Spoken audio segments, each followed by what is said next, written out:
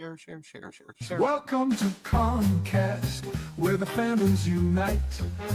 With the Boba Fett swagger and the Jedi's in sight. It's a comic book cocktail, shaken and stirred. We're the coolest cats in the whole nerd herd. Grab your badge and strike. I fear the day that I go to make another new intro and I can't make anything as cool as that one was. That's pretty really cool. fear that. It took me forever because we had Han Solo Cool Mikey Mason song on there forever, and that was just like that became to me the title for this show. You know, like the theme song for it.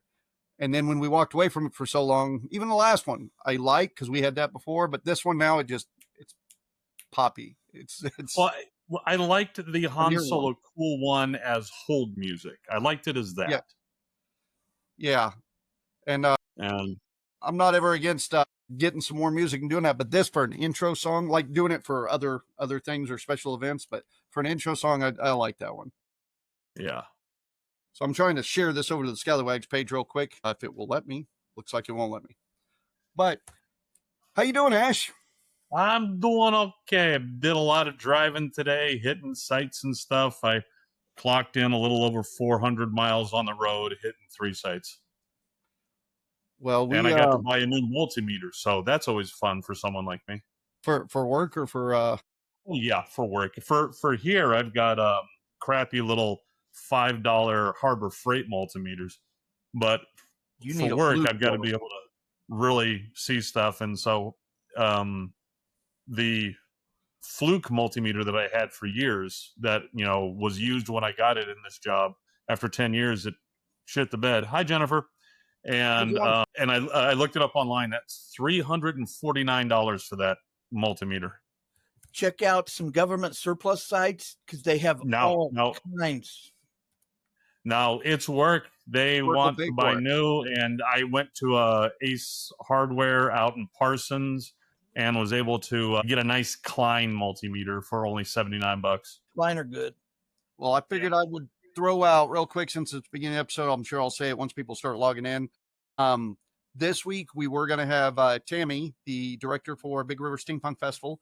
She had contacted us last night to see if we could move it to next Wednesday. So she will be on next Wednesday, which works out because we have plenty to talk about tonight with stuff going on and things to hit. So the Big River Steampunk Festival conversation will be next week. And then I think we might have hopefully one episode between then and Big River itself.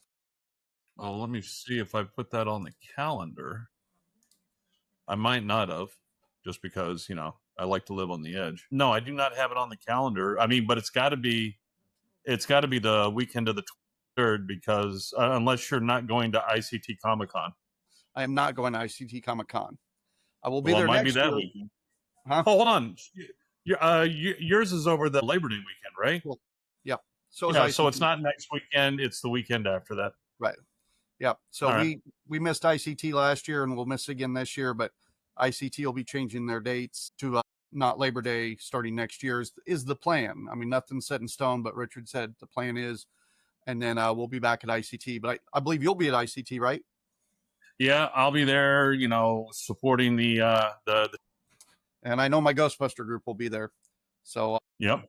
Kind of miss out because now the festival is expanded and we've got a Ghostbuster presence and I can do a lot more there. I'm not there. It really sucks. I was so surprised last year when it first expanded, ICT Comic-Con first expanded. Yep. For those who have not been there or have not been to that, it's in Century 2, and normally it takes because Century 2 is shaped like a big hamburger, for those who don't know. And normally it takes up one wedge of that hamburger.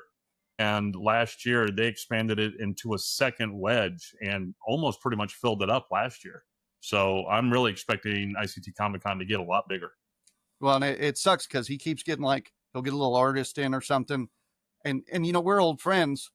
And we like a lot of the same stuff, and he'll get an artist that he knows I like. And he doesn't do it on purpose, but we like a lot of the same stuff. And we'll talk about it oh, wouldn't it be cool to have this one or that one or whatever? And then he gets them. And it's like, mother, I won't be there. It's like, just leave me some comics. I'll get them all signed for you, which is a nice thing to have. but it is different. It's kind of like a lot of these autographs I get when I have to buy them secondhand instead of in person. You want to get it in person. I'm looking at the special guests right now. They've got Heather Thomas from The Fall Guy. I had her poster on my wall as a teenager. That's not how it sounded at first, but okay, yeah. Matter of fact, hold on, let me share that picture. Oh, that's the one. Okay, that's the one that was on the wall. Yeah, I'm going to assume that poster is deteriorated and is no good anymore. Well, it's still stuck to that wall. Nothing will get it off. That's what I was going to say. I'm betting you weren't going to be able to scrape that off with a putty knife, man. Let me see. Jeff East from the Superman movie. Tom Sawyer, Pumpkinhead. I've worked with him quite a few times before. Lord, you don't want to know what I did with her in my dreams, man. For real. Now I know for sure this one, Richard for sure got her because, well, the Conan movies and stuff. Oh yeah, that's his jam. I think if Olivia D'Abo. Olivia D'Abo. Yeah. Yeah. She was also apparently she did the voice of Jane in the Tarzan movie. I believe she just did the voice of Jane in the Disney animated series because in the Tarzan movie it was Mimi Rogers, I believe. Well, it might have been the anime. Yeah, that doesn't look as high quality as the other anime. Although apparently she was in Star Trek. There she is with that dude. Everybody was in Star Trek. I was telling you last week, man, every time I go to get an autograph from somebody in Ghostbusters or something, they've all also been in Star Trek. Every time I see Hacksaw, I think of Cousin Brant. I can see that. We've been friends with Hacksaw. Hacksaw's on our DVD that never got released. It's Hacksaw Jim Duggan's on there saying, every morning I get up and I kill myself one scallywag in the morning just to keep the population low. And then he gives us a hoe and walks away. It's so cute. I got bad news for him. He's gonna have to pick that up because we're like cockroaches. You see one, there's 100 that you didn't see. Yeah, we see Jack O'Halloran. You remember him from Superman 1 and 2. And I'm a little sad. I did a show with him once before, and Frankie didn't get a go because if you haven't seen Frankie wear all black, and he does when he has his beard, he looks a lot like this dude. You know, he doesn't like it, but I really want to get a picture of Frankie with him. Or he looks a lot like him if you made him, like a foot shorter. Yeah. Oh, yeah. I don't know. This guy's got to be old enough now. He's probably shrinking. Mike Grell is one of the artists that Richard's got to have signed stuff for me because Richard's a huge. He did the Warlord, Green Arrow, and John Sable Freelance. Yeah, I'm sending Green Arrow stuff. Oh my goodness. Now, you've met him before, haven't you? Jessica will definitely want this. She might even want to take her special celluloid and have him sign it or something if he did the animated series. Yeah, I think I've met him before. I think we may have interviewed him once before, actually. Just like a 10-minute interview. But I bet Kelly would fucking dig that. I think Kelly got stuff signed. I think Kelly got animation stuff signed by him. I can't remember. It's been too many years, too many festivals, too many people. Oh yeah, he did She-Ra, Princess of Power. She is definitely going to want his signature. All right, well, I'll let her know. Scooby-Doo, so and Rick Stacy. Matter of fact, Rick Stacy has told us a number of times he would love to come on the podcast, and I just got to get him set up. So, we should do that sometime. Yeah, because Frankie and I went over, got some original art by him. Clinton T. Hobart, Disney fine artist. I do not know this artist. Page 2. There's 3 pages. Leif Jonker. Yeah, which he's been on the podcast before. He's great. Yeah. Keaton Toothman. Is that his real name? I do not know this artist either. Filmmaker, A Very Flattened Christmas is the name of the film that he made. Looks like something to be right up our alley. That's very, not even B-level, C-level movie. Wouldn't even be surprised if it's somebody Leif had introduced him to. Ragnar the Dragon. If Ragnar the Dragon is halfway down page 2, who the hell is at the end of page 3? This is my question. Richard will always do that. He'll put Ragnar the Dragon and himself on there as guests sometimes. And it's like... Brad Voth, artist, writer, illustrator. It's Brad Voth. He's been on the podcast a number of times. You'd probably have to see his picture to recognize him, but he's a comic book artist. Friend of the podcast, Suzanne Lambden. Suzanne's always awesome.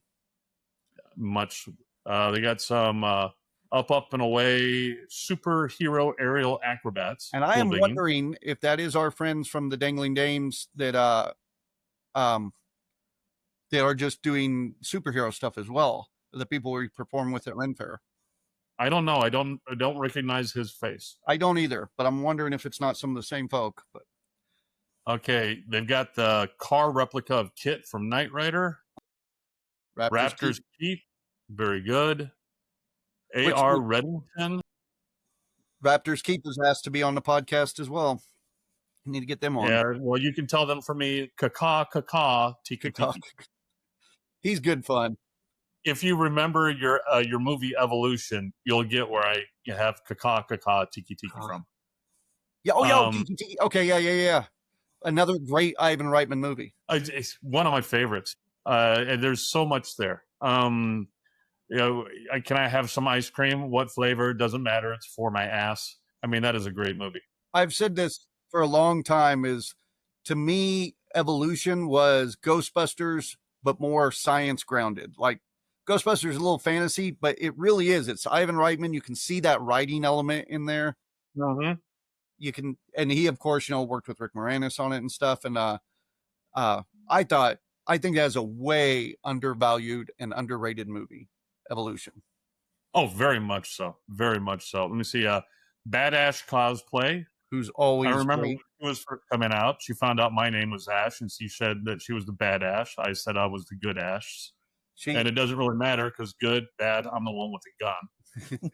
She also runs all of our cosplay for us at Anime Fest. She's great. Yeah, she's good. I mean, there's nothing wrong there. She's a good person. Black Raven Comics. For those who don't know, the person in the middle, that's the guy who owns the festival. That's the guy who he really wants everybody to bring all of their complaints directly to him. All right, in person. Don't talk to nobody else. It's during Rich the event. or nobody. Oh, he'll watch that and hate that. I know. That comic book, if you scroll down a little bit, this comic book they're advertising there has the space scallywags in it. The space pirate Takeo. So we're in there as just a bunch of pretty much us in the future. A bunch of pirates can't get their shit together and just run around and con people. It's kind of good. Oh, you're immortal and nothing's changed? Yeah, pretty much. Yeah. Let me see. There's the 501st, as always. Great people. Southern Kansas Hive of the Umbrella Corporation. Yep. They only smell a little bit. Wheat State Ghostbusters. That's my group right there. I shouldn't say my group. That's the group I'm in, not my group. Yeah. And is that you right there? That is me right there. Yeah. All right. That was for the opening of Frozen Empire, I think. We were doing that. So let me see here. But that's you.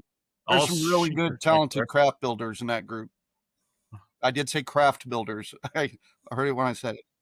Remember when I said, oh my God, the dragon is halfway down the second page. Who the hell's the last one on the third page?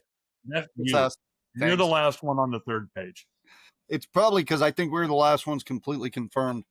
Let's see. Berto says, I'm attempting to produce a pizza, and require an ingredient found only in, what's it say? Geosynchronous. Thank you. Orbit of Earth. Would any of you gentlemen happen to have the codes to deactivate? There we go. You highlighted it, fucked me all up. To deactivate Earth's planetary defenses grid, I seem to have misplaced my copy. I'm sorry to tell you this. Okay, it's 1, 2, 3, 4. It's the same as my luggage. All right. He says, side note. What's that from? Oh, that's Spaceballs. Thank you. Mel Brooks' line, yep. Side note, Beard, I found my limit, a single 23,000 milligram gummy bear. That's the limit for now. Did someone just take a bud and carve it in the shape of a gummy bear and just say, here, gnaw on this? That boy has I have an incredibly high tolerance for that stuff. I mean, to the point where people when I go buy stuff, when I need it, they will talk about it because they'll be like, oh, for you, we set this aside because we know your tolerance is high. And my tolerance is literally 10 times what a lot of people around me are. Birdo's is like 20 times what mine is. It makes me look like nothing. But Birdo has been, medicating, and that's the thing with Birdo. It's not just, he is medicating, and he's been medicating for so long that is just put his tolerance at heroic proportions. Well, I just realized I left my geekgasm there, so I'm gonna let you two guys do geekgasms because I know I got some other stuff here to talk about. But if you guys want to start, I'll be right back. All right, what you got for a geekgasm, Daryl? I was gonna say, what do you got? I got Gina Carano, Dream Girl. No. John says don't talk Gina Carano without him, but we're gonna have to. That's my geekgasm. Who is she? Gina Carano is the one that played Cara Dune on The Mandalorian, that got fired for her political views, et cetera, from Disney. She. Oh yeah. Okay. Yeah, her. The one that Elon Musk was financing. She was in the original Deadpool movie. Yeah, she was. She did Superhero Landing. Yep. And she's an incredible MMA artist and Thai kickboxer. And I'll throw in there, she's one badass. We always use for an example when DEI gets too high and they're like trying to shove another fucking Captain Marvel down our throat. We're like, well, here's Gina Carano. There's a character we all loved that you didn't put up there as like feminism rules, or she's acquired this in spite of being a woman. You just took a good character that is a woman, put it out there, and we all fell in love with her. And then you got rid of her, and it's like, give us the ones we like. Give us those Ripleys. And that was Ripley, Gina Carano, Cara Dune. Yeah, Ripley and Sarah Connor. But hey, check this out. I just read a news article today that apparently, how Paramount Plus for $1.5 billion purchased the next 5 years of South Park, right? And all the previous South Parks will be streaming on there and all the stuff like that. Apparently, they're going on, since they closed the deal with Skydance, they're going on a purchasing binge because they just locked in for the next 7 years, if the article I read is truthful, for the next 7 years, all of the numbered events from the UFC. Oh, wow. So any, UFC 307 or anything like that, all of those numbered UFC events will now be streaming solely on Paramount Plus. Huh. So, including this one they're ready to have at the White House, or login information for it, you let me know because I know that's up your alley. Yeah, for sure. Do you know if they're going to stream that one that they're going to have at the White House or not? I don't know anything about an event at the White House. They're doing a UFC event. Are you serious? At the White House, and Ivanka Trump is heading it up. Are you sure this isn't some of your left-wing media news? Well, some of my left-wing, I'm the one that watches left, right, all the media. I don't just sit on Fox News and go, love it, eat it up. Yeah. No, this is, Ivanka Trump is working on it was the only thing. One day ago, I'm reading CBS right now. The ultimate, screw you and your pop-up ads. I'll fix it next time. Screw up. The Ultimate Fighting Championship will stage a historic fight at the White House on July 4th next year, 2026, marking America's 250th. Apparently, for our 250th birthday for America, we are bringing back the gladiatorial games. Yes! I'm not necessarily against it. I feel it is a more of, look at this game stuff. Well, it's going to go really good with the mega guys. The mega guys, yeah. I'm not getting political on it. I was curious because if it is televised, I would like to see.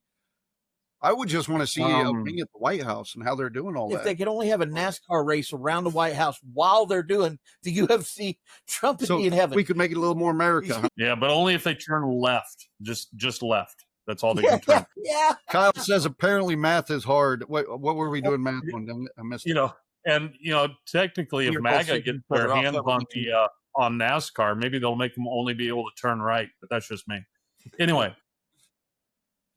Right, so apparently Dana White confirmed this yesterday. It's going to definitely happen, he told CBS Morning. White said he spoke to President Trump Monday night about the event and plans to meet with Mr. Trump and Ivanka Trump at the end of this month to finalize details and review venue renderings. So they're going to finally finish that whole ballroom Palace of Versailles thing, all right, that they're building. and then they're going to hold gladiatorial games in it. I mean, does this not all just, it's like he's lining up everything he can possibly that people in the future will go, don't tell me they didn't see it coming, because it's all right there. Yeah.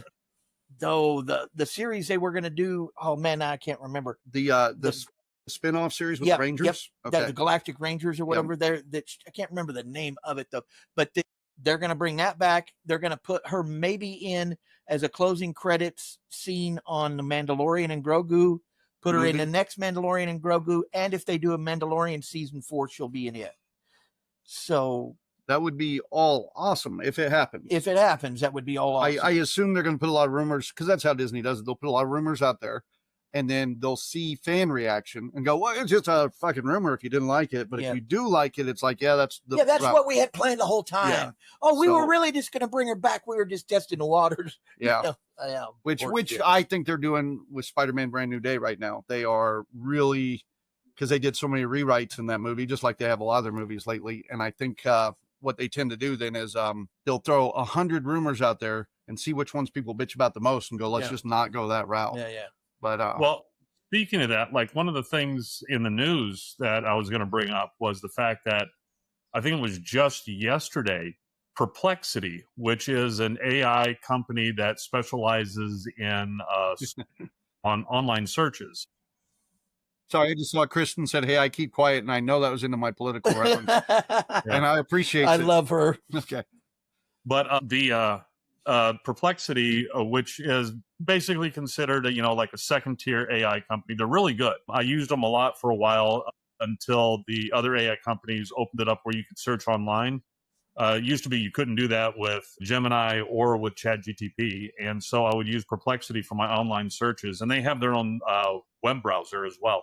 But Perplexity just made a bid because Google Chrome has been going through basically a lawsuit, whether or not that they are doing nefarious things and having a monopoly. And so right now the judge they've already decided, yes, Chrome has a monopoly with some of this stuff. And so now the judge is trying to figure out what he is going to lay down as the fix for it. And the fix could be anything from don't do that again, which we don't think. It's going to be something a little bit tougher than that, to all the way to the other extreme where Google has to sell off Chrome. And nobody expects that. That's way too much. No, that seems drastic. Right? But Perplexity yesterday put out a $34 billion. They went straight to Chrome and said, hey, we've gone through our investors and we've rounded up $34 billion. We'll buy Chrome. And so, but a lot of the thought is, if it actually comes down to the point where they are going to sell off Chrome, it's going to be such a bidding war that $34 billion is just going to seem like a sizzle on the pan. But it's the idea that it's like, hey, we're going to take a collection. Who would like to jump pitch in on Chrome? We got $34 billion. It's not even that. They, like you were talking about, where they just put out things and see what hits. Perplexity right now, a lot of people think that Perplexity is just they're wanting to be the first people to say, hey, we have a bid, because it all of a sudden puts them in the news, and then people like me are talking about it again. Yeah, and it's just the same thing with Disney. Well, I'm gonna hit my geekgasm real quick. I had one more. Oh yeah. I was trying to find it on my phone, but I couldn't find it. So I'll just make it short instead of having to read it. But have you guys heard about the guy from Colorado who was a furry that tried to bond with a wolf pack? They tore his ass up. He needs that pink dragon guy from last week I was talking about, cover his ass. Yeah. Yep. So what, he decided he was a real wolf and went out thought in the he wild, was a real wolf, lured in some wolves by throwing hamburger meat out to him, and a park ranger saw him. Said that the wolves chased him for about 300 yards before they decided to test how tough his suit was. And started chewing on him. It's people like that, though. The furry community, I guarantee, are sitting back right now, just like we do with gaming, where there's the dumbass that went crazy and sliced up his family, or the 50-year-old virgins are living in mom and dad's basement and stuff with comic books, that kind of stuff. It's that person that the furries are going, why? No. That's a person with a disorder. That is not a person with a fandom, or that kind of thing. frustrating. there's a difference between a disorder and a fetish, and he's slid off the fetish into disorder. He's the stick that stirs a kettle of shit, is what he is. That guy is nuts, man. Alberto says Google is literally every browser now. Chromium is the road to every other browser now, even Edge. Yeah, it's the root of every other browser now. Was that what I said? Sorry. Yeah. I was, Yeah, didn't you put my don't have glasses on your- on for that one. Yeah, Well, yeah.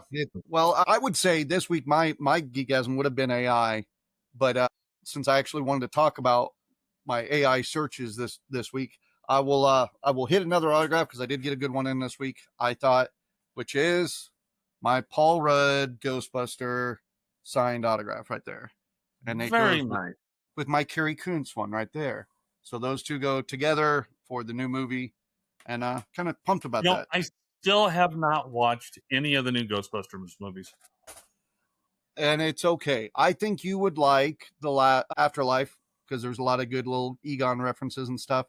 And with Frozen Empire, it really is just another Ghostbuster movie. I mean, it's not wrong with it. It's a great movie. It's just it's just another movie. It's not like you got to go see it, or if you're a fan, yeah. But even though I know it'll irritate me, I want to watch the one that came out before those two.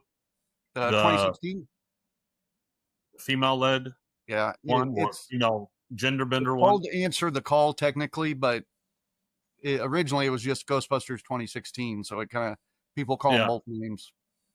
And just because I like the actor who plays Egon, I think she's really good and really funny. She was the best part of that movie, I believe. That's what I heard, and so I really want to see her performance. Yeah, Holtz, I believe, was her name in that one. But I walked out of that movie, and Liz from Children of Proteus called me right away and said, "What'd you think? What'd you think?" And I said, "I liked it. I liked the movie. I was mad that they didn't really bust any ghosts. There's some things I didn't like about it, but at that point, I was so happy. It's kind of like any superhero movies after the year 2000. We were just happy to have them because most people don't realize, even though we had like The Crow and Howard the Duck before 2000, we only had about 7 superhero movies, and most of them were Superman movies and Batman movies. So Spider-Man. There wasn't much before. And so we were just happy to have anything. So I was happy to have Ghostbusters, even because it'll open the door to more shit. And but then when I started thinking about it, I'm like, no, that movie kind of sucked. That was the same thing with Star Trek and that Section 31 movie. I thought it was going to be good. I thought it was going to open the door to more stuff. But then I realized it wasn't a door opening. It was more like a nail in the coffin. And I put it in the same category as Highlander 2. So the 2016 movie with all the girls is a slap in the face, is how I see it. Highlander 2, I walked out of that movie, and I remember walking out of that movie. I remember where I saw it and everything. Opening day, we went and saw it. And the guys looked at me because we went to our gaming group, and they said, "What do you think?" And I said, from start to finish, I could have sat down during that movie and written a better movie and been done by the time the movie was over with. Yeah, I've been confident I wrote a better movie. Without a fucking doubt. And it was rough. But the new Highlander, they did, I think I mentioned it last week, that they did cast their Kurgan finally, and it's Dave Bautista. So, well, that's good. Yeah, now, here's a funny thing. All right, my best friend, Zach, I don't know if you've ever noticed, but he has a scar that goes across his neck there.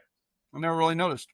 Yeah, it's faded over time. He got it as a teenager, late teenager, riding his crotch rocket and hit some sand, and the bike went out from underneath him, and he went through a barbed wire fence. Woo! And he had on a full helmet, which what saved him from being decapitated. But he had pictures of him in the ER just leaning back. It completely missed his trachea, his esophagus, his carotid artery, and everything. Missed everything, but laid it open so you could actually see everything. All right? But at least once I know he has gone, Halloween, he has put safety pins there and gone as the Kurgan. For those of the younger generation, you'll never know this pain, but we had a buddy back when we were young that when we'd go running around town, running through yards and shit, and you always had to watch out because in the dark, people had what are called clotheslines, and you would get clothesline because everybody in Kansas here would have these big steel deals T-posts with like 4 clotheslines running, and in the dark you can't see that. And some of them are right around that high. We had a buddy get one right there, and he goes running, and sure enough, boom. And just left a big red mark and stuff, and I think it hit him a little bit, but yeah, he got real messed up for a while. You remember Coco Hinojo Socorro's son? Yeah. Well, he was down at a gentleman's club in Tijuana and standing there in a mirror doing his hair. A guy came up behind him with a switchblade, cut his throat. He watched the guy cut his throat in the fucking mirror. Yeah, lucky it was dull, but he's got a really good scar. When you said Tijuana Gentlemen's Club right away, I was already like, that's already above my pay grade. Yeah, there's a reason that they specifically told us in the court, if you go to TJ, don't go to TJ, but if you go to TJ, you travel in packs. Because if they see a lone Marine, well, that's just an organ donor right there. Matamoros is much, much rougher than Tijuana is. Much. What is? Matamoros, down on the complete other side of Mexico. It's down by Brownsville. Yeah, I've been in the Brownsville area on the other side of the border. Yeah, it's much rougher than Tijuana. Much rougher. Yeah, I could see that. Yeah. But anyways, let me see. And what was your geekasm? Never got to it. Oh, who's mine?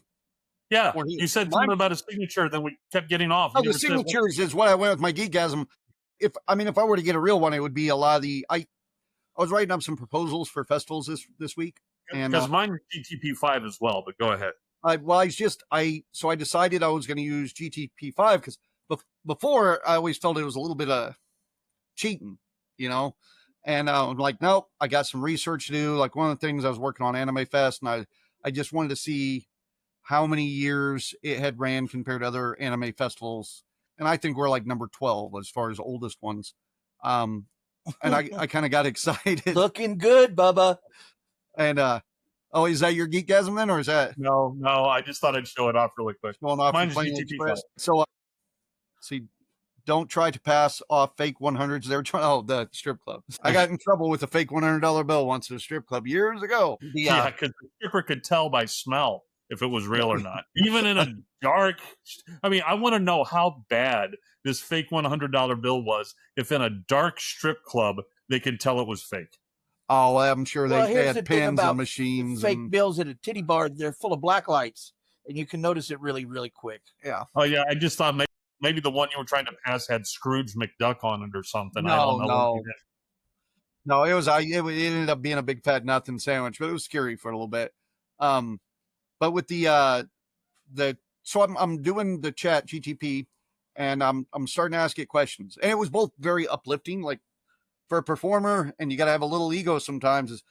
Sometimes it really strokes that ego, and other times it would just let me way down. But I would start doing research, like I thought, well, Scallywags always claim longest running pirate comedy show in the U.S., so I looked it up, and we weren't even in the top 5. It said. Now, well, that's because ChatGTP was very wrong on their stuff. I didn't realize how I was going to have to, every search I did, I was going to have to do it from different angles with different questions to get the same answers in a way. Because like it was giving me, I think the 3rd and 4th longest running one was Shantyman, Bonnie Lass, and Naughty Nauticals, which Shantyman is the guy that started performing when Rusty quit.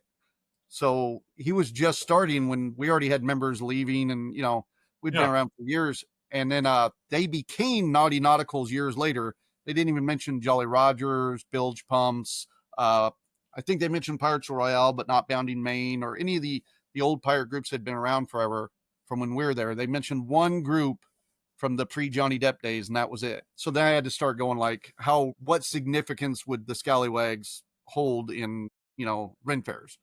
And well, then it said very, very flattering stuff. And then it would say like one of the longest running shows, blah, blah, blah, all this stuff. But in doing that, I also found out, I've been talking with Tammy, like Big River Steampunk Festival is now the U.S.'s largest steampunk event. And we're the 2nd largest in the entire world.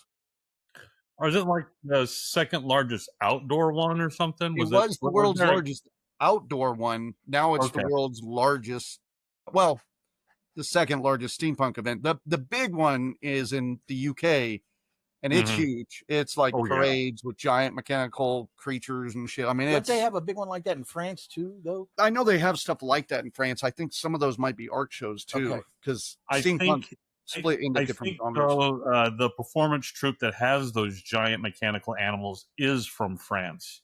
That That's might the reason be it it. goes up and Yeah. up there. but it was real cool to be able to check that. So then I start checking like some of the festivals. Emerald City, if you just type in like what significance does Emerald City Steampunk Expo have? And I saved it all because it was very flattering, but it was very nice about how it really started the movement of steampunk across the Midwest and all this shit. And it says a lot of really good stuff about Emerald City and the significance it had in the steampunk movement, which I thought was awesome. Wow. I mean, and to See, think I knew that I stuff because I talked you lived into through that it. shit. Huh? And What? to think I talked you into that Yeah, shit. you're the guy that brought it to me and said you need to do a steampunk festival. And I'd been getting steampunk orders on my leather business, and I was like, well, I know a little about steampunk. Let's see. Yeah. But yeah, it does give credit for a lot of the significance and a lot of the bands that we helped that now are big bands touring and stuff that we helped get their starts. And so it was really neat to at least get a little of that recognition. I mean, like neither of our names are mentioned there, but Wolfmoon's mentioned and Wow. that stuff. But so just using ChatGTP, I mean, I could probably talk the rest of the hour of all the little adventures I went and rabbit holes I went on.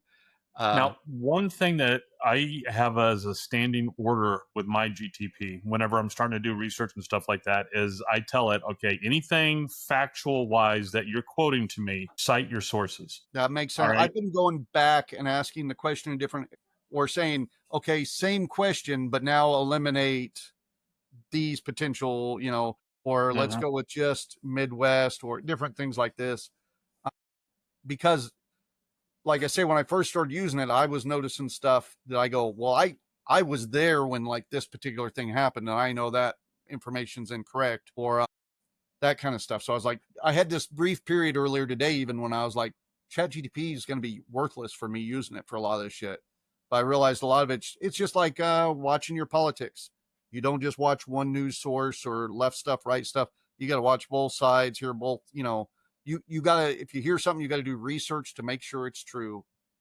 That's how I felt with Chat GTP. Like I gotta go, okay, it told me this, so now I have to go research that to make sure that that's factual. Oh, that's not the right one. Hold on. Let me stop sharing that.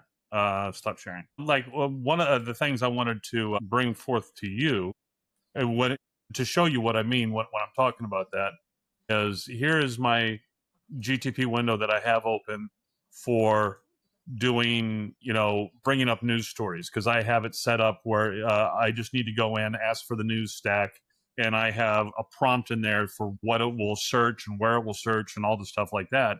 But if you notice, everything has a source. So if there's anything here like, oh, this one was Simon Pegg, what's going on here? Boom. And then it opens up another window. Okay, yeah, I saw that. I did click on a couple of those too. Yep. Yeah. Yep. But yeah, because I wanted to see, because there are other groups too that, as I was researching stuff, I had questions about other groups I've worked with and their significance. But I also realized that a lot of it they're just getting off of social media. Like I go, oh, I see where you got that, because I know the information's wrong, but I know where it came from. So it did make me go like, man, if I want them to say better stuff about me or us, I guess I need to go out there and put an updated Wikipedia page or something. Yes, because it can only put up what is out there for it to scrape. Yeah. And like my GTP was, because, there's also a whole bunch of other stuff that you can use GTP for, including programming. And I forget the one that I told you, that I was trying to do and because for those who don't know, John and Tim and I all sat around on Friday and had a good 5-6 hour BS session. It was really good. And I was telling them how I was using the new GTP5 just to try out creating a new graphical user interface. And I just told it like in a couple sentences what I wanted, and boom, it was already writing lines of code. Well, I went that night, and because remember, Cookie, I told you that I have a Foundry virtual tabletop thing that you put up. But the thing is that you need tokens to represent the different characters and objects on the screen. You need these tokens. And of course, for D&D and all kinds of fantasy worlds, there's, thousands and thousands of tokens out there that you can grab off online. But I wanted to do a GURPS Prime Directive Star Trek one, and there's that GURPS scenario you were telling me about, you ruined it for me. I would have loved to play that. Would have been so cool. Oh, it'll still be fun. I've already got another one. I was already thinking today. I've already got another one lined up that is even better. Good. Now, I guess I should say too, because I know he's doing his game at TsunamiCon. Are you gonna be? You're gonna be doing that at TsunamiCon as well, right? The GURPS. Well, I'm going to be doing GURPS Into the Unknown tabletop game. I've got that set up for Saturday, and I wanted to talk to you guys because what day are you doing yours out there? We haven't set it up yet. We're gonna talk with Eric to make sure we don't want to step on any other special events going on. Right. So yeah, we can fit ours in. I was thinking doing the one on Saturday, Star Trek Into the Unknown on Saturday, and on Sunday doing GURPS Prime Directive, doing a quick one shot on Prime Directive on Sunday. It was just something, but I was going to leave that up to whether or not you guys would even be available for it. But I'd love to be, and also keep in mind Kira and her boyfriend, they love Star Trek stuff. Dude, she has gone on every Star Trek cruise. I didn't know that. Yeah, they were talking about it. One of only 4 people, she told me, one of only 4 people that has been on every single Star Trek cruise. Awesome. No pressure to keep buying those tickets. Yeah, no, she wants to maintain that. She wants to be, the last Highlander. I can tell you that. Yeah, she's really, really, really cool. Oh yeah, she's cool beans. Yeah. But anyways, so for the Foundry Virtual Tabletop, the VTT, you need the tokens, and there's no Star Trek tokens out there. So I just went to ChatGTP5 and said, okay, I want you to create an app to create tokens for Foundry VTT for GURPS Prime Directive. And it started creating code, and I ran the code inside it, and it's automatically doing things I never even thought of, where you could just, drop down menus where you can go ahead and change the picture, put different rank on. And another thing is that with the picture on the token, it put a border, a 2 inner and outer color ring borders. So the outer ring is, with whatever faction you're with, if Federation, Klingon, or Romulan, different color there. And then the inner ring is whatever department you're in, be it command or operations or science or whatever. So, and it came up with all that on its own, and a whole way to put everything in, even threw in the thing so you could hit random and it would randomly put some stuff in there. And really, it would have taken me a month just to learn how to write the code to even start doing it, and it did it within a minute. I was going to say, Hunk just hopped on, and he had said, I can't get it now. Dang it. He said he uses something about Chrome and GTP for his Pathfinder game, character builders. We're talking about that. Stephanie? Yeah.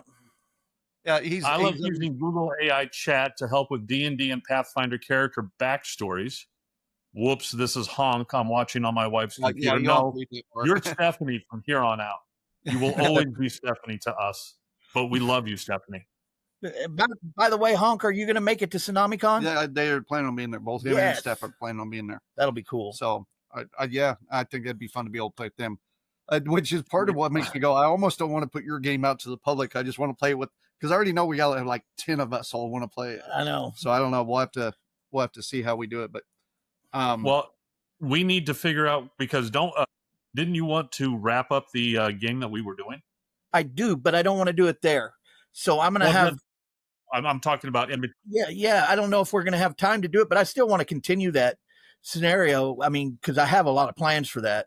The plans I kind of got for the one at TsunamiCon is a Wendigo theme.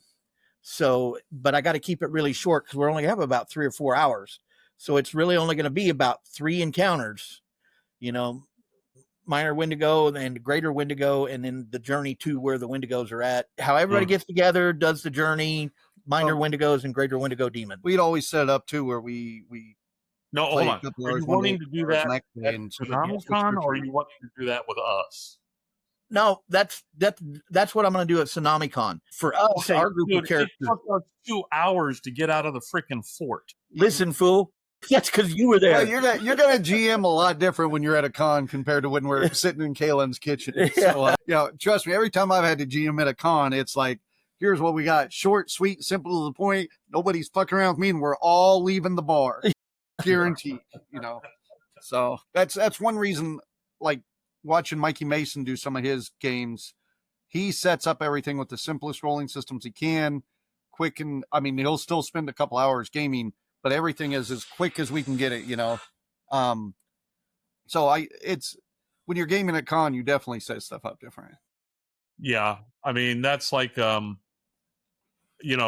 plan on, if I do the GURPS Prime Directive, I plan on rolling in with just pre-made characters. Here's you, here's what you are. All right. And I'll probably, if I do it, I'll probably do that one shot I told you about. That would be really cool. Kelly says he wants to go. I would say hop on the the Kickstarter, but I think that's all done because they actually went above their Kickstarter goal this year, which was good. Yes, good. But we will be advertising and posting a link. Eric's going to be on here talking about the convention and stuff. We'll be talking about that one quite a bit because we like it's not even a big, huge con. It's just one we like going to. We have our friends there. We game. We're even skipping the Topeka Ren Fair that pays us well and treats us well. Yep. And we're going to skip it so we can go hang out with all our friends at Tsunami and game.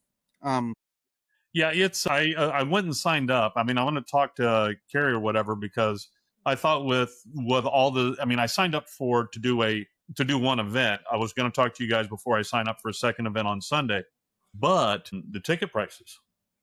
Huh. Yeah, I don't know if it's the same amount that I paid last year because I don't remember. Uh-huh. But let's see here. For a weekend pass is $60. A Friday is $30. Saturday only is $40, and Sunday only is $30. So if you buy them separately, it's $100 for the 3 days. And that sounds about average. Only for the for the VIG Silver Pass, which also nets you a commemorative T-shirt and die, early access to game registration, and the VIG Lounge. That's $115, and the very important Gamer Gold Pass, T-shirt, dice, and special swag, an exclusive event. They usually have cool little, like last year, matter of fact, I think I have my special swag right there. It's a brass cast octopus. That was the year before, wasn't it? It might have been. I can't remember. But and then and they usually have like all sorts of little goodies that they'll do. But it all depends on what. But Kelly, I'll reach out to you later, and two, we still have to get the rest of our stuff set up because we haven't set up for sure on our model contest whether we're doing that and how we're doing it. So we got to chat and that kind of stuff, and I'm a noob, so be gentle. I'm sorry, Kelly, but everybody has a first day in the barrel. I mean, that's just what it is. Okay, I got a couple news stories I want to hit real quick because they won't be relevant next week. I want to freak out Tim first. Sure. All right. So hold on. So here we go. This just got released. Better than the one I saw earlier today. Yeah, these are brand new. They're going to be released. They're only $5,900. That is insane. Christy and I watched one of these earlier today. Instead of blue, it had black on it, and it was dancing. And Christy was upset because it was a better dancer than either one of us. I wonder what kind of force. These are actually for sale. I mean, they're in pre-order right now, but they are an actual unit you could buy. Although I hear that $5,900 is the price in China. So if you can get it in the U.S., it's going to probably be, maybe double. Be a tariff or two on it. But that's going to take over a lot of stuff. But can it do dishes? I mean, look at the hands. Well, this one, no, but there is a, let me see, that's the R1, and then there's like basically like a pro model of it, which they haven't released the price yet on, and that one's going to have manipulatory digits.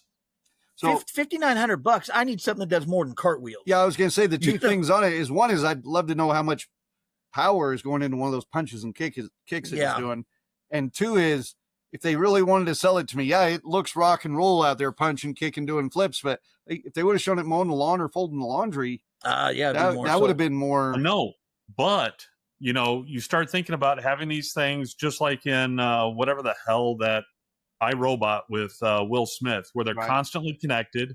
They're going to have AI running them in the background so they'll be able to do stuff. And even with non-manipulatory hands, if you put the proper whatever Waldo on the end, I mean, people are already complaining, oh, we don't have anybody since the whole ICE, getting everybody. We don't have anybody to, pick the crops or anything. You think that's why Trump did all that shit? You think? Stop answering questions for everybody, damn it. Come on. No, but also, did you hear that apparently there is a new, and I don't like it myself because I don't like any derogatory terms, but there is a new derogatory term for robots that is now floating across the internet. They are calling them clankers. It is the same Oh my name God, they that's tried, from Star Wars Rebels. Right. It's the same name they tried to tack onto AI like 2 years ago, and it didn't stick. Well, AI doesn't clank. I know it doesn't clank, but they tried to say this is the new term for derogatory term for AI, and it's like, I would still put one migrant worker up against 5 of those sons of bitches. You're absolutely right, but if the migratory worker ain't here, true. Yeah, it's kind of like and also think about because one of the things that I question, like I was looking through the promo material, nowhere in there does it say battery life. Yeah, I was wondering about that too. You might get those 6 cartwheels and that fucker got to go to bed. Yeah. So my question is like, let's say that you are wanting it to go down the row and pick the strawberries or whatever. Would you go ahead and tether that to a power source that you have on the side? Run a generator there and just go ahead and just power those things as they're going? Well, and is it going to be like every power tool set I have here where I have to have 5 batteries because those batteries will just deteriorate over time? And next thing you know, you have to go buy another $100 battery for that drill. And these aren't going to be $100 batteries. And where it'll end up being just another fucking mannequin in my house that I hang one of my Ren Fair outfits on or something. That would be it's not that tall, so I don't think you're going to hang your outfit on it. If it's going to be hooked up to AI, it might be worth getting just so we can get in good with our new overlords before they show up. You know what I'm saying? I don't know because like Stephanie says, does it have the kung fu grip? If you notice, Stephanie, it was like this. All right, yeah. It can ski. You're thinking ski, and that's not what I'm thinking, bro. I mean, come on. Well, when we watched our dancing video of it today, it was right after we had watched one on the fact study they had done on how many people are falling in love with ChatGPT right now. That just says a lot for the human race. And they're talking like right now, they said by 2025 all women will be just having sex with robots. Somebody had quoted it somewhere, which isn't the case, but that the amount of male virgins under the age of 30 has doubled in the last few years, and doubled in less time than it takes us to bring a new batch in. I want to see a dual run bar graph. All right, like maybe a combination bar and line graph, and the line will show me the increase in the number of virgins. All right, the virgin males, and the bars will show total sales of fleshlights. All right. Because I want to know if basically what happened is that we finally the male sex toy industry is starting to slowly catch up with the female sex toy industry. And just like women have said, I don't need no man, I got my bob in the drawer. Men are starting to say that too. Yeah, I've noticed that. Well, and even as I saw that stat today on the doubling of male virgins and stuff, and I was like, you notice how they didn't say women weren't having sex as much. This means that all the women are having the sex with the same 20% of the population.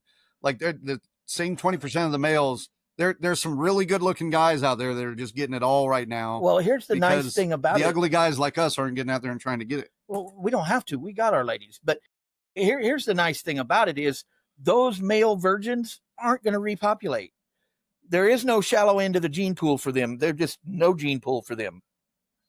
I get that. Yeah, I mean, that's okay. You see how Berto says you think that was impressive, robot? Have you seen what real dolls can do? See, my problem with the real dolls is they hit that uncanny valley. They hit it hard. Yeah. and I cannot cross the uncanny valley. And Honk says, Kelly, make sure you really clean that second hand Kung Fu grip. All right. We're getting to the end of the episode. I want to hit these real quick. See, Indonesia this week. The world's third largest democracy is celebrating their 80th independence. But are they doing it with the UFC competition in the middle of their Capitol building? They don't have the right. The president in office right now. So the thing is they're having all sorts of problems there, where the president there has it's kind of hard to explain, but he's kind of combined military rights and civilian rights together, and it's caused a lot of people to get pissed off.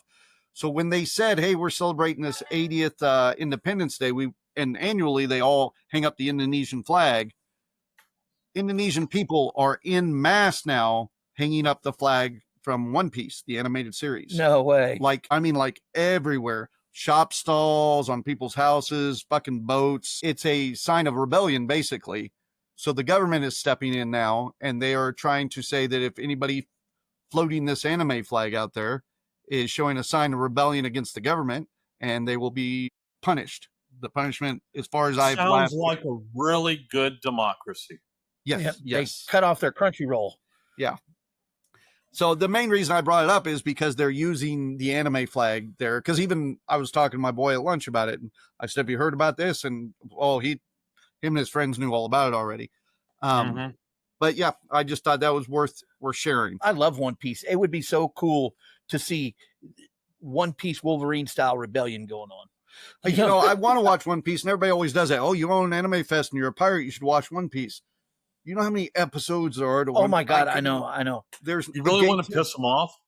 You really want to piss them off? Say, oh, I've already seen it. I watched all of the live action. Yeah. The live action isn't bad. It's not. It's not bad at all. It's not bad. The snobs will always snob. There's a bunch of fans that came in, because the manga and the anime has a really different pacing. So a bunch of fans have come in and re-edited the anime to have more of the pacing of the manga and the storyline of the manga. So it's a lot shorter. So yeah, I could probably start watching it now, and in 6 or 7 years, I might be caught up if I watch the shortened versions. But still, that's a lot. Kelly says, I can't remember the movie or show, but they present a robot. The guy asked, "Can you fuck it?" I just typed in, Kelly, a response to that, and I did a quick search on it, and apparently that was on Robot Chicken. Robot Chicken. Okay. Another story, Dean Cain. Getting a lot of backlash, and the reason I bring it up, it is political, but it's all over my feed with superhero shit, because Dean Cain played Superman, and he is using Superman as a reference. But Dean Cain has joined ICE, and I think the best response I heard to that was, it's great that ICE has finally hired somebody that won't be recognized even without a mask. Wow. Now, see, and this is where I'm at, because I have a lot of friends who are Dean Cain fans, and I get it. And he was in Lois and Clark. I've worked with him twice now, Dean Cain, and both times he was not a nice person. I'm not saying he was mean, but he was very rude. One time I even had an interview set up with him, and we waited till Sunday to do a ConCast. I think you were there maybe for this. I can't remember. In Hutch, maybe not. We had waited till Sunday to do the interview so we didn't mess with his sales of his autographs and everything. So we go up to him at the slow time of the day to go see about getting some of this taken care of. And he's like, nah, you should have just done that like Friday or Saturday. And it's like, yeah, but we set up on Sunday so that you'd be able to do your autographs and stuff. And he's like, as if he had never talked to us, never heard of us, never seen us or anything. And I was like, oh, okay, well, so do you want to do the interview? And he's like, no. I mean, he was just like a real dick about it the whole time. I was like, wasn't that the same weekend that we got to do an interview with Frau Fabissino from?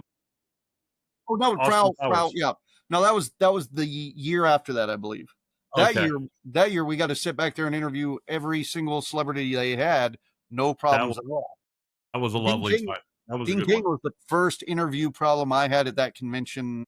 The whole time I did interviews at that convention, its whole life. Yeah, so I already was kind of not with him on that, but so he joined ICE, and they upped the age limit because he was too old to join ICE. and he's got all this great stuff to say about it. And they're paying well. I got to say, man, ICE is paying well. There's a lot of great benefits to it and all that stuff. South Park addressed it this week, this week. But so everybody's coming back at Dean Cain with a lot of this shit. And his responses, I'm going to not get political, I'm staying comic book with it, but has just proven, even though he played Superman for years, he didn't know shit about Superman. Nope. He knows jack and shit. He keeps using Superman to promote ICE. He keeps talking like that. Somehow it's all about, he's the big blue Boy Scout and it's all about the American way and all this shit, completely leaving out all the time that Superman himself was an immigrant, and it's like, how about you just go on your fame and go in there and leave Superman out of it? Because that's what's kind of getting him a lot of backlash from fans. Because, well, I mean, he's getting backlash anyway, because you're going to get political backlash no matter which side of the fence you're on that.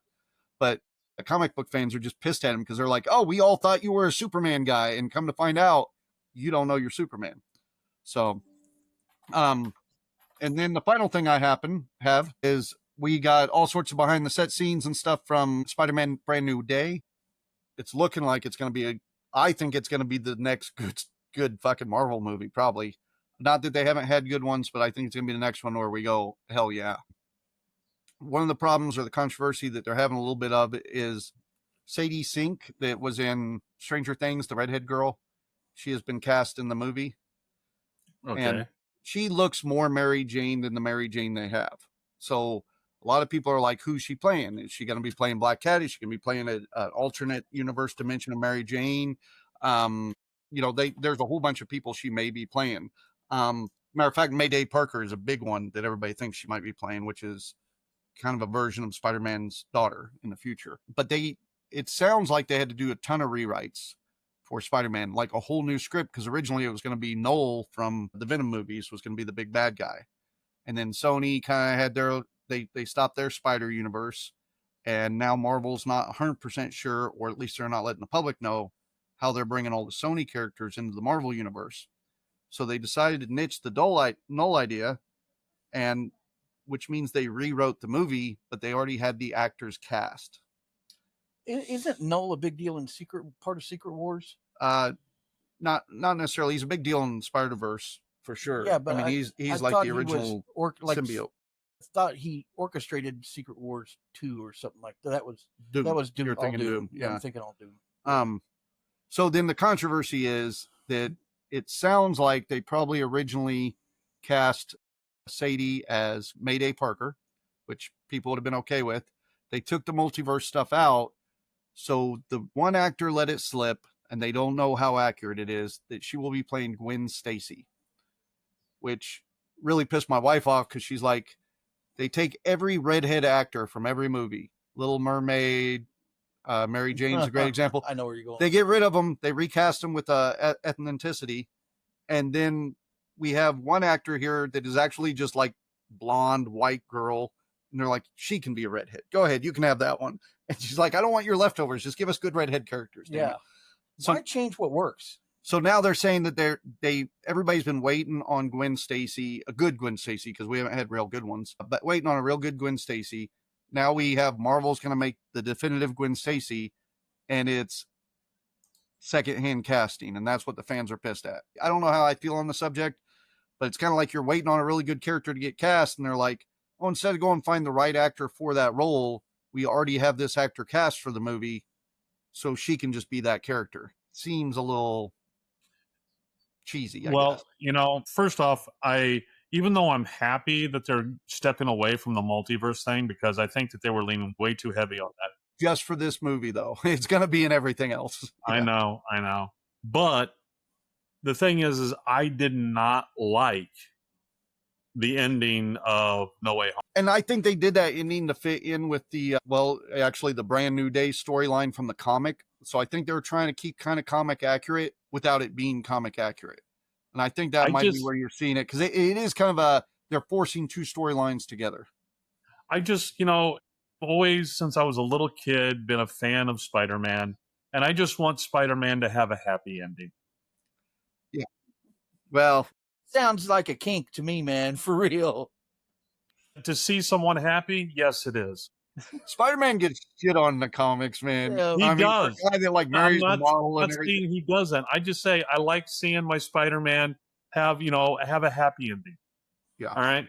And he is a teenage kid. He's a friendly neighborhood Spider-Man. He doesn't need to, have his world crash around his ears all the time. That was the great thing about, Spider-Man. Well, okay, yeah, he lost his uncle, but he loses his uncle every reboot. Well, But he gets the girl at the end. All right. And in Spider-Man No Way Home, he got nothing. he lost everything. He lost as you could everything. He was erased from reality. His aunt dies. He's erased from reality. He has no home. He loses his outfit. He loses all his financing. He loses his job. Yeah. And that's even one of the things that people have brought up with this one is he was Job. Go ahead. The Uncle Ben thing, everybody's like, we don't need another Uncle Ben death scene. We don't need to hear with great power comes great responsibility. So, last movie we got the Aunt May death scene, and it sounds like they are really pushing the quote she did in last. I had to write it down because I couldn't even remember it. It was when you help someone, you help everyone. So it sounds like they're pushing for that being the new, because everybody's so tired of hearing with great power comes great responsibility. That is iconic Spider-Man. I know. It needs and to now be they're there. replacing it with this new line because they're like, oh, you're all sick of that one, so we're going to give you this one.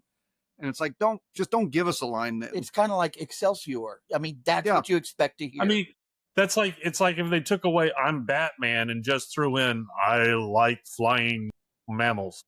Well, and with the new Fantastic Four, they did that a little bit with its clobbering time too. Yeah. I liked the thing saying it's clobbering time, too. And the idea of he doesn't like it kind of bothers me. I don't know.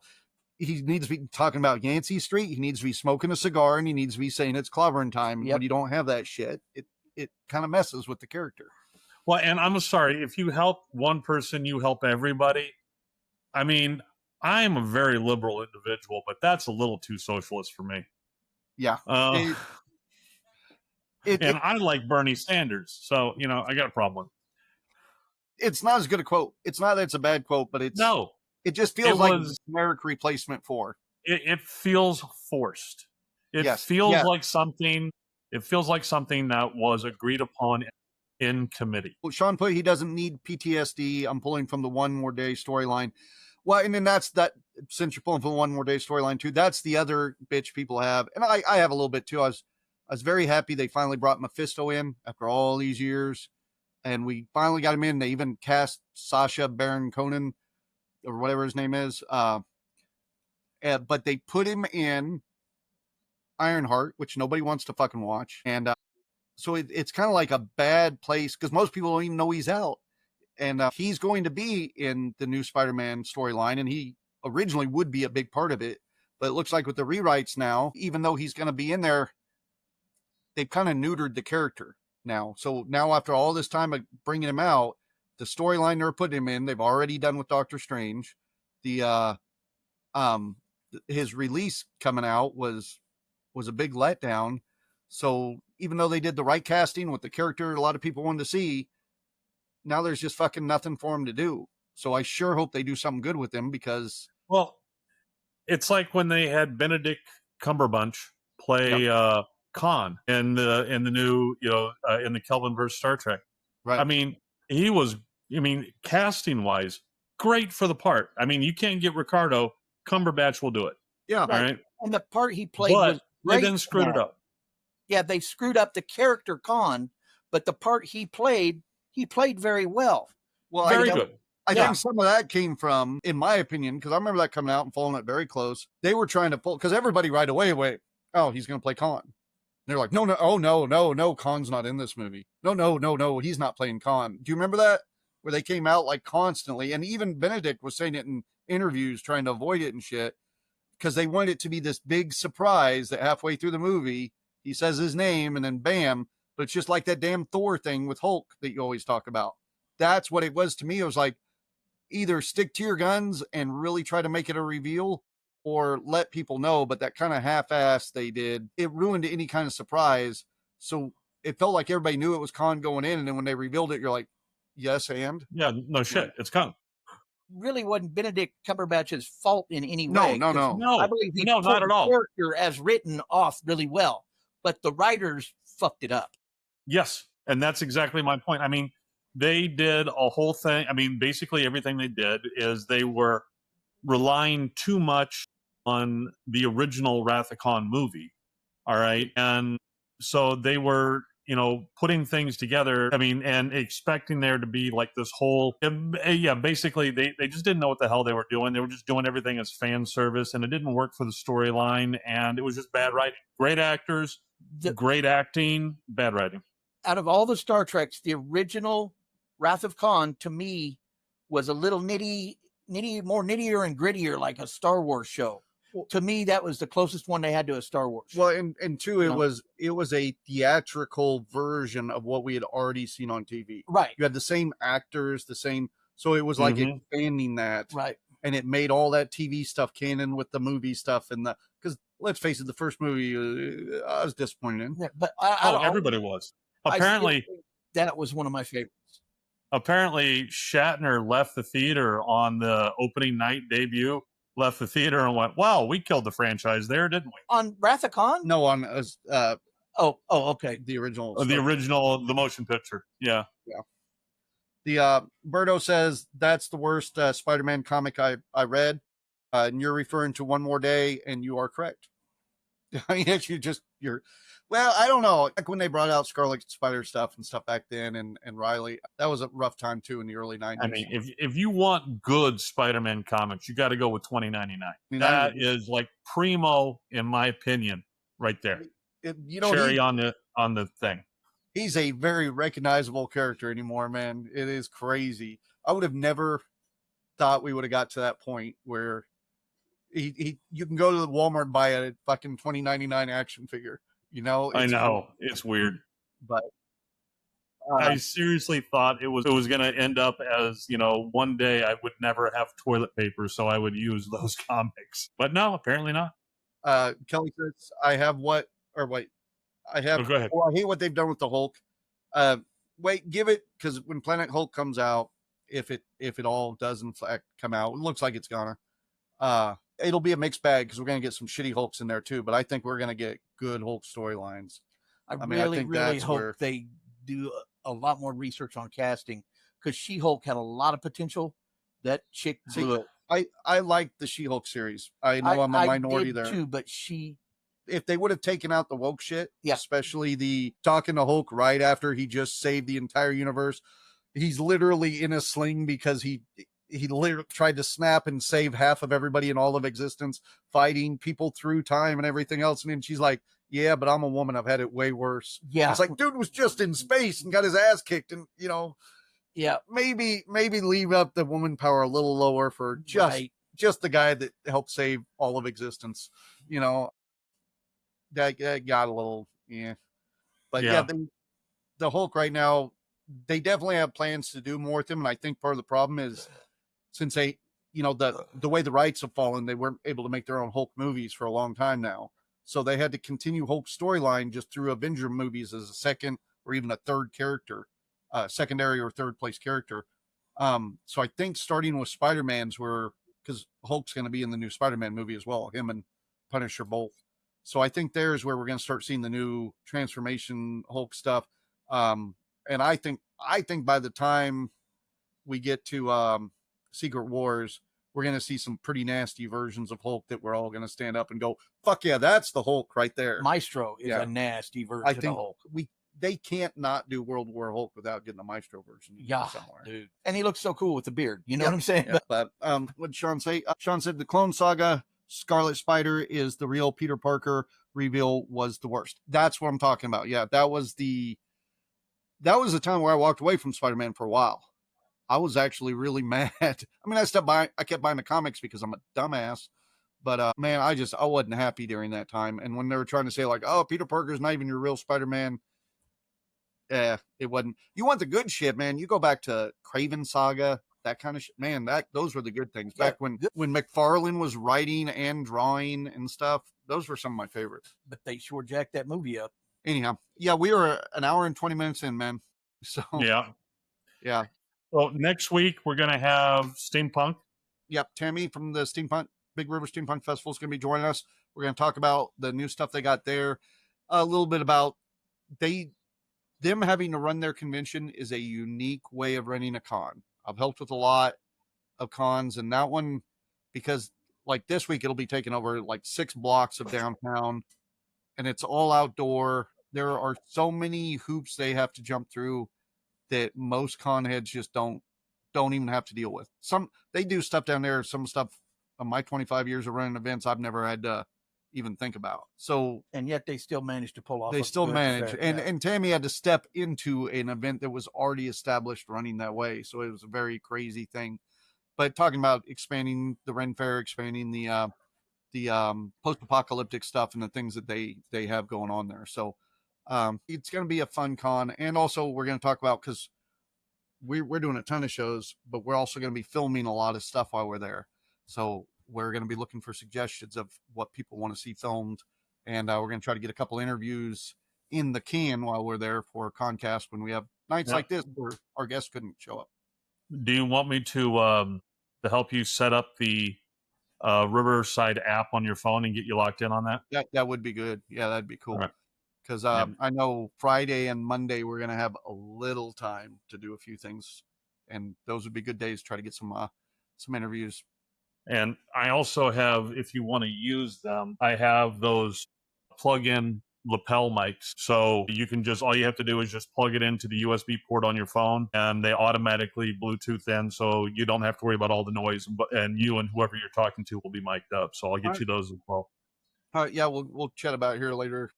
Yeah. Once we know what all we're doing, because we're even struggling with the idea of renting a golf cart or trying to fix my golf cart to take with us this year, because like we do we're on the main stage in each festival, so, and the main stages are on the opposite ends of each festival. So like on Steampunk, we get off the main stage for one show, and then we go to the Ren Fair, so we go 6 blocks, literally, like all through the fair of 6 blocks to the other fest, which is right next door, and then we do our show there, and then we get done there, and then we go 6 blocks back to the main stage, do our show there, and then 6 blocks back to the main stage. So it's a Ren Fair, right? It's a steampunk festival with a Ren Fair attached to it. Well, that's what I'm saying. There's a Ren Fair you're going to. You can use the trebuchet to get back, right?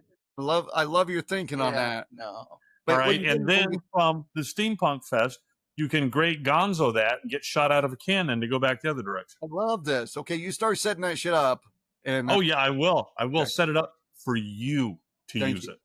All right. I'm not going to get in it. But anyways, yeah, and I got something to talk to you about once we get off here. All right, sounds good. All right, so we'll catch you guys next week. Hugs and kisses. Love you, mean it. All right, bye. Bum, bum, bum. All right, we are